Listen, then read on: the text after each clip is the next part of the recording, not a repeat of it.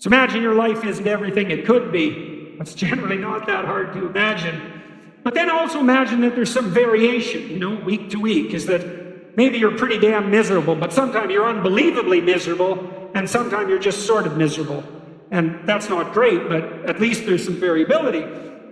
One of the things you might do as a clinician, or as a friend, or as a partner, is say, well, exactly what are you doing when you're less miserable? And what are you doing when you're more miserable? Don't think about it.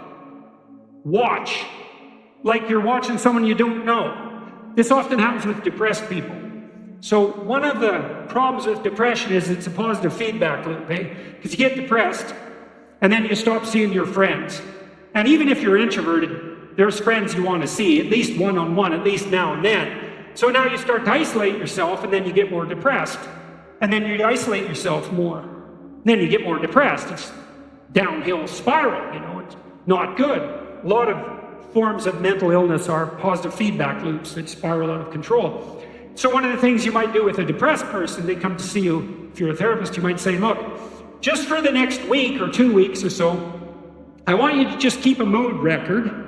Maybe check in with yourself every hour, scale from 1 to 10. Just write down how depressed you are, with 10 being suicidal and 1 being as good as you get, let's say, or maybe even life is worth living. And maybe the depressed person never gets, below 6 or something, but 6 is way better than 10. And then they come back and you look and you think, oh, look, every time you were at 6 instead of 10, you were with this particular person or this set of people, or maybe you're working in your garden.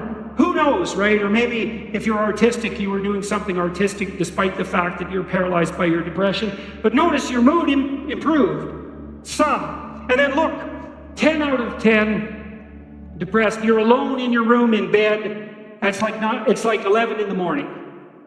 It's like, okay, so how about this? Next week, don't be alone in your bed at 11 o'clock in the morning. And spend like 20% more time, or 10%, or 2% with your friends, or doing something that seems to improve not your mood, but your state of being. And then play with that and see, can you tilt yourself gradually and incrementally, comparing yourself to who you were yesterday? Can you tilt yourself in the right direction? And then, well, that's for depressed people. You might say, well, could you do that in your life? And the answer is, yes.